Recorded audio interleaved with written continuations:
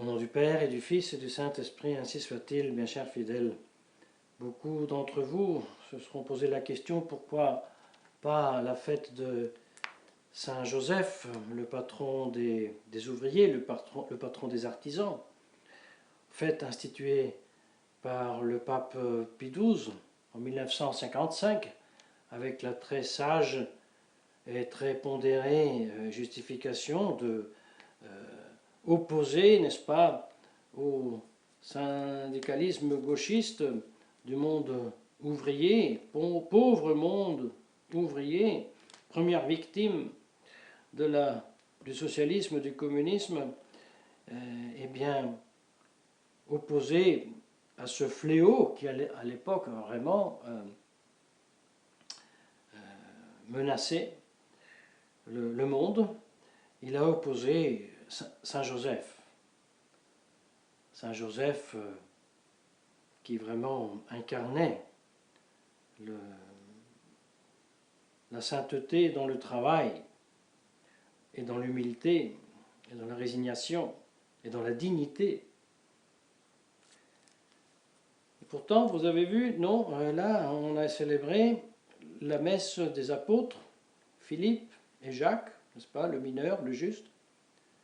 Pourquoi tout cela? Eh bien, je veux vous donner les raisons pour ensuite, et justement les deux apôtres, Philippe et Jacques, nous le permettront, nous arrêter quand même sur Saint Joseph. Et ensuite, eh oui, il faut, nous allons prendre position en regard à cette prière, ce rosaire, ce chapelet des mystères douloureux, accompagné de la prière de François Bergoglio, parce qu'il est un devoir de démasquer le mensonge cynique derrière cette apparence si pieuse, n'est-ce pas? Alors nous disions, Pape Pie XII en 1955 institue cette fête, et la fête qui existait auparavant n'est plus, et c'était la fête de Saint Joseph, patron universel de l'Église, en tant qu'épouse de la Très Sainte Vierge Marie. Cette fête était célébrée le mercredi après le deuxième dimanche après Pâques. Et ceci a été établi par Saint Pie X, parce qu'au temps de Saint Pie X, avant lui, cette fête du Saint Joseph, patron universel de l'Église, devait être fêtée le dimanche, troisième après Pâques. Or, Saint Pie X voulait mettre un peu plus en lumière le cycle liturgique par les dimanches, et donc a ôté la fête de Saint Joseph du dimanche et l'a placée au mercredi avant. Par contre, il l'a élevé à la première classe, n'est-ce pas, même avec octave commune, mais avec octave. Et bien ceci nous montre la légitime et juste faculté des papes de changer une fête, lui donner une autre place pour des raisons qui, dans leur juste et saint jugement, les ont motivés. C'est pour cela, si nous, aujourd'hui, nous célébrons la fête de Saint Joseph, comme nous l'avons fait mercredi dernier, selon les rubriques de Saint Pie X, eh bien, ce n'est pas parce que nous condamnons, ou nous critiquons, ou nous jugeons, loin de nous, Pie XII avec ses dispositions. Au contraire, nous le vénérons comme dernier vrai pape, et nous sommes aussi, fait personnel certainement, mais sûrs que s'il vivait aujourd'hui, certainement il aurait de nouveau recours au patron universel de l'Église et aurait mis de nouveau en exergue Saint Joseph en tant que patron universel de l'Église, ce grand patron qui toujours a été dans l'Église vénéré. Il est vrai, on dit que déjà en Orient, les carmélitains, pour ainsi dire, avaient déjà toujours vénéré, et même le 19 mars, Saint Joseph, et que ensuite, petit à petit, ce culte est passé en Occident par une fête, n'est-ce pas, instituée par pape Grégoire XV, XVIIe siècle. On dit aussi peut-être à raison de la grande dévotion que sainte Thérèse d'Avila avait pour Saint Joseph. Eh bien, avec les autres, dans la suite, ça devient une fête pour toute l'Église. Sous le pape Urbain VIII, une fête de préception. Sous Pie IX, nous avons donc dit que le 8 décembre 1870, ça devient la fête du patron universel de l'Église. Et là, mes chers fidèles, pour mieux connaître, un peu connaître Saint Joseph, je recours d'une part au cardinal Ildefonse Schuster, fameux cardinal de Milan, et à Saint Bernard, n'est-ce pas, qui nous a fait un si beau sermon sur Saint Joseph. Eh bien, le cardinal nous rappelle des grandes vérités. C'est que Saint Joseph avait la patria potestas, c'est-à-dire le pouvoir paternel sur la famille, sur la Sainte Vierge Marie et sur Jésus-Christ. Et il dit, il gérait sur terre l'office de Dieu le Père.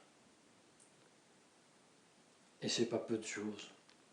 Et il dit, si c'était son rôle ici sur la terre, certainement, il continue son rôle au ciel. Toute proportion gardée. Et du ciel, il continue ce rôle sur la terre. Parce que l'Église, on peut dire, c'est la continuation de cette société domestique qui était de la Sainte Famille à Bethléem et à Nazareth. Et pour cela, le cardinal conclut, il dit, lorsque le décret du 8 décembre 1870 décrétait Saint Joseph, patron universel de l'Église, nous fait noter le cardinal, à la différence des autres saints patrons qu'on choisit, pour aussi des raisons très valables, mais le fait que Saint Joseph soit patron universel de l'Église, ce n'est pas un choix d'un pape, mais c'est bien la authentification d'un fait, n'est-ce pas, d'un mystère évangélique. Un fait donc qui a été établi par la disposition ineffable de Dieu envers la famille catholique, dit le cardinal. Et Saint Bernard, si on considère le respect à toutes les... si on considère en regard de toute l'Église du Christ, n'est-il pas, lui, Saint Joseph, l'homme singulier et élu sous laquelle puissance le Christ a été placé dans son entrée dans ce monde et par lequel l'ordre a été sauvegardé et l'honneur au moment de sa naissance. Et si toute l'Église est en dette envers la Sainte Vierge Marie, parce que c'est par elle que l'Église a pu recevoir le Christ, n'est-ce pas, comme nous dit d'autre part saint Thomas, le ciel avait suspendu la respiration en attendant le fiat de la Très Sainte Vierge Marie à l'Annonciation de la part de l'archange Gabriel. Eh bien, si pour cela nous avons une grande dette envers la Vierge, mais après elle, nous avons une dette sans aucun doute de reconnaissance et de vénération pour Saint Joseph, lui qui tient en main, n'est-ce pas, les clés de l'Ancien Testament, lui qui cueille les mérites de tous les patriarches et les prophètes, lui seul en fait possède réellement toute la bonté divine qui a été promise à ses patriarches et ses prophètes. Lui qui avait une familiarité singulière et unique envers son père putatif Joseph, il lui portait respect, il le aimait, même il lui manifestait cette affection par des causeries, n'est-ce pas? Et il le décrit, Saint Bernard. Et ensuite, il continue, certainement le Christ a conservé au ciel, ou bien plus, il a rendu parfait au ciel, cette familiarité, ce respect, cette sublime dignité que comme un fils vers son père, il lui a accordé durant sa vie sur la terre. Et ensuite, plus loin, souvenez-vous de nous, ô bienheureux Joseph, et avec l'aide de votre prière, intercédez-nous auprès de votre Fils putatif et rendez-nous aussi propice la bienheureuse Vierge Marie, votre épouse, la mère de celui qui, avec le Père ou le Saint-Esprit, vit dans les siècles et règne dans les siècles des siècles, ainsi soit-il. Voilà donc une leçon qui nous apprend non seulement à aller à notre Seigneur Jésus-Christ par Marie, sans laquelle nous n'avons pas accès à la sainte humanité de Jésus-Christ, parce que c'est elle qui a donné l'humanité au Christ, c'est donc aussi par elle que nous devons, pour ainsi dire, toucher notre Seigneur Jésus-Christ. Et bien, pour nous approcher dignement de la très sainte Vierge Marie, sous d'autres certainement aspects, c'est Saint Joseph qui intercède pour nous et qui nous obtient la grâce d'avoir une digne et véritable dévotion à la très sainte Vierge Marie. Et bien, chers fidèles, si nous suivons cet ordre de choses, si notre dévotion à Dieu passe uniquement par Jésus-Christ, et en Jésus-Christ par sa sainte humanité tout d'abord, avant de toucher sa divinité, n'est-ce pas, de voir sa divinité à travers son humanité, comme il dit aujourd'hui dans l'Évangile, Philippe, qui voit moi, voit mon Père, qui voit moi, voit que je suis Dieu, parce que le Père est en moi. Eh bien, si nous maintenons l'ordre que nous approchons à Jésus-Christ, non pas sans l'intermédiation nécessaire de la très sainte Vierge Marie, et nous approchons de Sainte Vierge Marie à travers la dévotion de Saint Joseph, nous pouvons être rassurés que nos mouvements sont bons et que nous vivons bien et nous bougeons bien dans le corps dans lequel nous sommes, qui est l'Église. Et surtout, ceci nous fait nourrir, croître notre foi, notre espérance, notre charité, et par ce fait même nous fait croître dans la vertu, et nous fait croître dans notre qualité de corps mystique, corps du membre mystique, n'est-ce pas? Et avec cette catholicité, avec cette sainteté qui doit être conservée et doit croître en nous, n'oublions pas que nous gardons une autre qualité très importante et qui est même la condition pour être vraiment catholique. C'est une qualité naturelle. Et cette qualité naturelle, mes chers fidèles, c'est le bon sens. Et quand le bon sens est trempé dans le catholicisme, même le plus savant hérésiarque reste dans la grille, ne passe pas. Et si nous sommes catholiques et que nous ouvrons la page Internet avec la prière, n'est-ce pas, aujourd'hui, vendredi 1er mai, très beau, avec les images de Frangelico, le rosaire, les litanies, eh bien, si justement au début nous avons ce jugement, ce préjudice favorable, nous sommes aussi contents de dire « Ah voilà, on commence à comprendre, il faut se tourner vers le ciel, au Deo gratias, qui que ce soit, même le moderniste qui comprend qu'il doit prendre le rosaire et prier, tant mieux, quel soulagement !»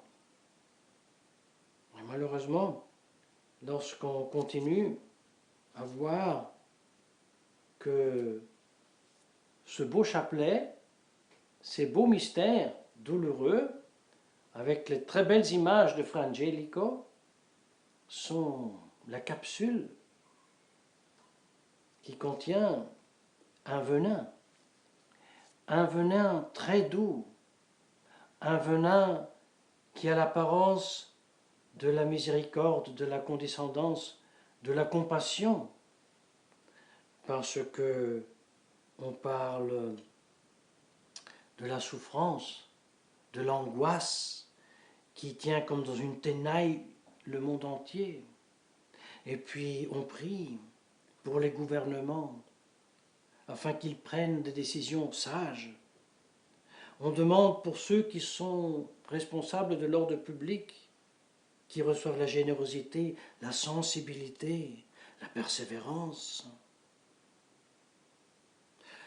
On demande que les yeux miséricordieux de la Vierge veuillent considérer la pandémie du coronavirus et que soient consolés ceux qui ne peuvent être visités par personne, n'est-ce pas? Les grands-parents bien enfermés dans leur chambre, dans les hospices, parce qu'ils seraient contagiés autrement. Quelle bonté, quelle condescendance, quelle sensibilité. Et puis on prie que les hommes et les femmes de la science puissent trouver la juste solution pour combattre ce virus. Quelle délicatesse, n'est-ce pas, semble-t-il. Bien chers fidèles,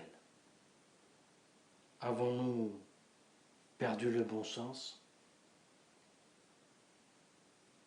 Ne sommes-nous pas assez informés après presque 2 mois,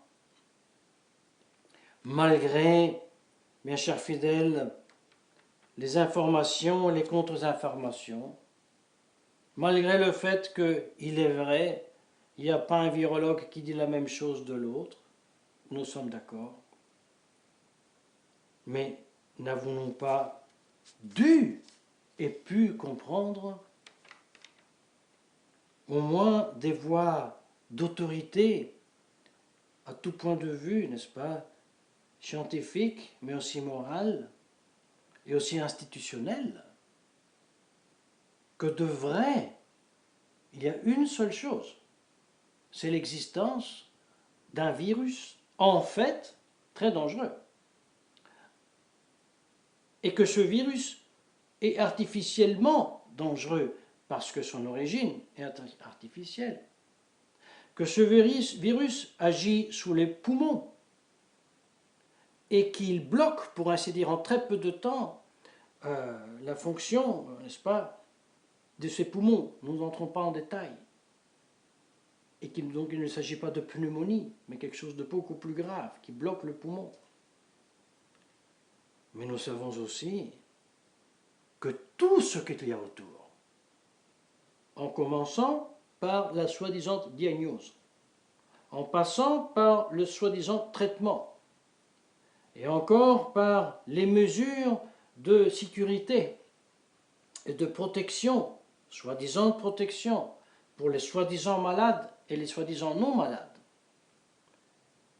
La façon avec laquelle tout cela est annoncé au monde et la façon dont tout cela ensuite est géré dans le monde, eh bien, nous ne serions pas catholiques et nous n'aurions pas conservé le bon sens si nous ne voyons pas qu'il s'agit là d'un véritable terrorisme à tout point de vue, en commençant par l'aspect religieux de la nouvelle religion mondiale, en arrivant jusqu'au détail de la thérapie pratiquée dans les hôpitaux, qu'il s'agit là d'un universel et très grand mensonge. encore une fois, d'une religion qui est la religion de ceux qui tentent depuis des siècles, n'est-ce pas, la domination du monde. Eh bien, ceci n'est pas ignoré par ceux qui, aujourd'hui, résident au Vatican, même s'ils n'en ont pas la citoyenneté et même pas le passeport, et qui gèrent tout ce qui était une fois l'apparat de l'Église catholique. Eh bien, vous voyez, soyons lucides, soyons clairs. Cher François Bergoglio, nous sommes désolés, tu es contraint d'exécuter les ordres des puissants du monde. Parce que si tu ne le fais pas, ils ont un lacet très court autour de ton cou. Et donc, tu exécutes les ordres. Donc, tu te rends complice du mensonge universel autour de la vérité du coronavirus. Mais garde-toi de prendre en témoin la Sainte Vierge Marie. Alors tu prends ta Pachamama, tu vas à Assise, tu prends dans un bras la Pachamama, dans l'autre le Bouddha, et puis dans un chariot encore tu tires toutes les idoles que tu veux, mais tu ne parles pas et tu ne tires pas en témoin la très sainte Vierge Marie. Et tu continues pas à mentir à plus d'1 milliard de catholiques.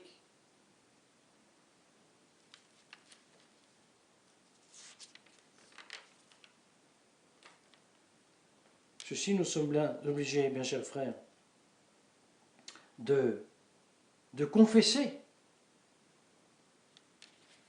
Parce que je peux bien imaginer que quelques traditionalistes aujourd'hui, en union avec François Bergoglio, pour la raison qu'il veut tellement bien et qu'il aime les traditionalistes, prient le chapelet des mystères douloureux pour confirmer un mensonge que la très sainte Vierge Marie est comme la peste. La peste. C'est un mensonge de traiter le phénomène coronavirus comme la peste noire, n'est-ce pas, par exemple? Ou alors comme la peste de 1630 en Italie. Parce que, vous savez, là il s'agissait vraiment d'un fléau de Dieu, une punition qui ne dépendait pas en tant que peste des hommes, mais qui dépendait des hommes par les péchés, et alors on priait le ciel. Et d'ailleurs, cet aspect manque totalement dans cette prière. Il manque l'aspect, nous avons mérité pour nos péchés ce fléau du virus ou soi-disant virus, ça manque totalement. Par contre, cette prière de Bergoglio contient un mensonge d'un cynisme qu'il est difficile de l'exprimer. Mais nous allons tenter de le faire, n'est-ce pas? Le cynisme avec lequel ici on demande la sagesse pour les gouvernements et la patience pour la vieille grand-mère qui doit être toute seule reclus dans sa chambre, dans son hospice, eh bien, je ne vois qu'un seul exemple. J'imagine Pie XI, n'est-ce pas, durant l'Eucharistie, lorsque mouraient 4 millions de Ukraine, mis à mort par Staline. Eh bien, l'analogie, ce serait une prière de Staline, n'est-ce pas, que la Sainte Vierge veuille inspirer sagesse à Joseph Staline et qu'il veuille inspiré de prier pour ces scientifiques qu'ils trouvent un peu de pain, n'est-ce pas, pour les Ukrainiens, et puis que les Ukrainiens puissent un peu se rasseigner, n'est-ce pas, en patience, que les pauvres, ils doivent mourir parce qu'il n'y a rien à manger. Mais vous vous rendez compte? Quel cynisme! Non. Nous devons, mes chers fidèles, lever la tête. C'est trop dangereux Alors dans les écoles, on nous enseigne, ah oui, vous savez, vos parents, vos grands-parents, ils étaient un peu comme ça, arriérés, et puis ils ont tout de suite, tout de suite dit oui à tous les totalitarismes, n'est-ce pas, en Allemagne, en Italie, en France, en Russie. Non, nous maintenant, jamais ça, non, plus jamais. Non, c'est pas vrai.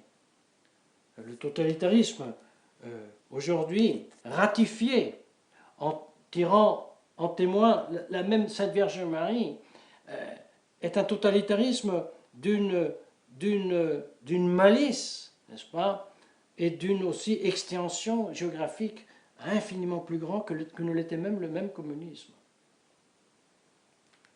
Et les catholiques dorment, sont endormis,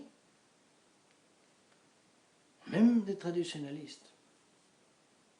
Alors que Saint Joseph, vaillant père de famille qui affronte les choses, les problèmes, veuille intercéder pour nous auprès de la Sainte Vierge Marie, pour nous la rendre propice, afin qu'elle accueille nos prières, nos suppliques, n'est-ce pas, pour ces temps